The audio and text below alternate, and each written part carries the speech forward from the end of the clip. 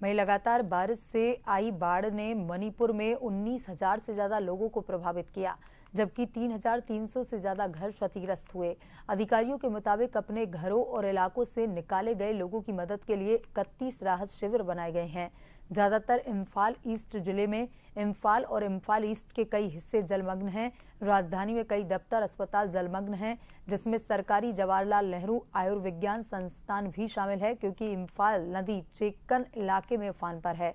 Imphal east में बाढ़ ने हजारों परिवारों को बुरी तरह प्रभावित किया है। खास तौर पर वाशीखोंग इलाके में वाशीखोंग, कोगवा, इरोंग जलग्रहण क्षेत्र में तटबंध टूटने से वाशीखोंग गांव के पूर्वी हिस्सों में कई घर जलमग्न हो गए हैं।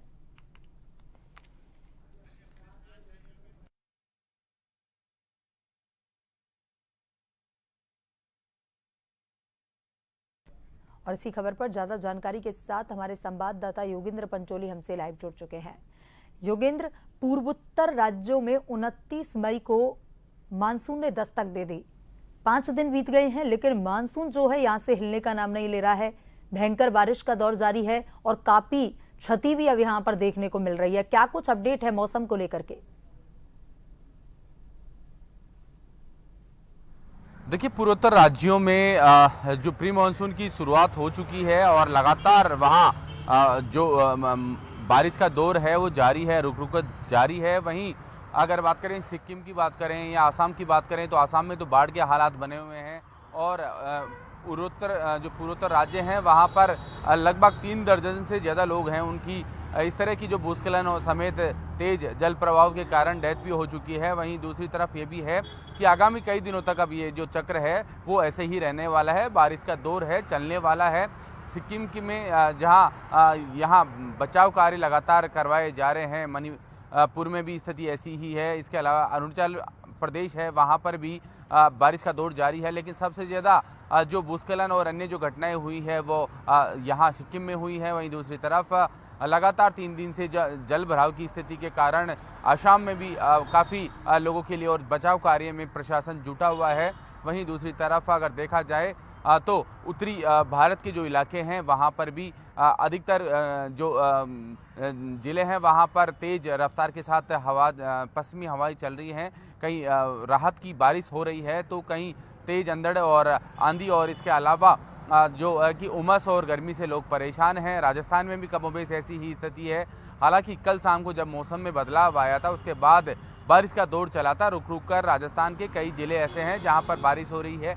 आज सुबह भी कुछ जिलों में बारिश का दौर देखने को मिला था। वहीं राजधानी जयपुर में भी जो बादल हैं वो छाए हुए हैं। सुबह देखा गया था कि जो बारिश का दौर है वो बूंदाबांदी के साथ राजधानी जयपुर में भी चला था। लेकिन सबसे बड़ी बात यह है कि जो पूर्वोत्तर राज्य और इसके अलावा जो अन्य जहाँ, क्योंकि यहाँ मानसून की जो बारिश होती है ये प्री मानसून है जो कि लगभग पिछले 4 दिन से जमा हुआ है और अगले 3 दिन तक ये जो अधिकतर पूर्वोत्तर के जो राज्य हैं वहाँ पर बारिश का दौर जारी रहने वाला है। वहीं दिल्ली और इसके अलावा एनसीआर क्षेत्र है वहाँ पर भी लगातार बारिश हो सकती है।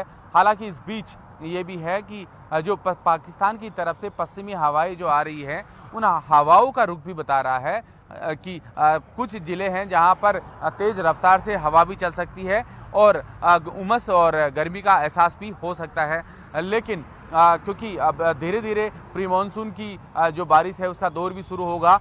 लेकिन दूसरी तरफ आपको बताना चाहूँगा कि जो मानसून है जिसकी एंट्री केरल से होती है वो धीरे धीरे उसकी रफ्तार भी कम हुई है। यानी वो जो रफ्तार तेजी से बढ़ रही थी उसका असर भले ही दूसरी तरफ देखा जा रहा है, लेकिन बारिश का जो एक कहे कि मानसून की जो एंट्री होनी थी वो पहले मौसम विभाग बता रहा था कि वो 7 से 8 दिन यानी 1 हफ्ता जल्दी प्रवेश करेगी राजस्थान समेत पंजाब, हरियाणा और जो उत्तरी भारत के जो स्टेट्स हैं वहाँ पर। लेकिन फिलहाल अभी बताया जा रहा है कि जो रफ्तार है वो थम गई है। वहीं दूसरी तरफ पूर्वोत्तर और उत्तरी भारत में जो बारिश और अंधड़ के कारण कई जगह जनहानि भी हुई है और इसके अलावा लगातार मौसम विभाग की ऑरेंज अलर्ट और येलो अलर्ट भी कई जिलों में कई राज्यों के जो स्टेट्स हैं वहाँ तक ही, यहाँ तक कि उत्तर प्रदेश के कुछ ज़िले ऐसे भी हैं जहाँ पर उमस और लू से, गर्मी से लोग परेशान हैं। वहीं उत्तरी उत्तर प्रदेश के जो इलाके हैं, पूर्वी उत्तर प्रदेश के जो इलाके हैं, वहाँ तेज बारिश का दौर जारी है। जी योगेंद्र, तमाम जानकारी के लिए धन्यवाद।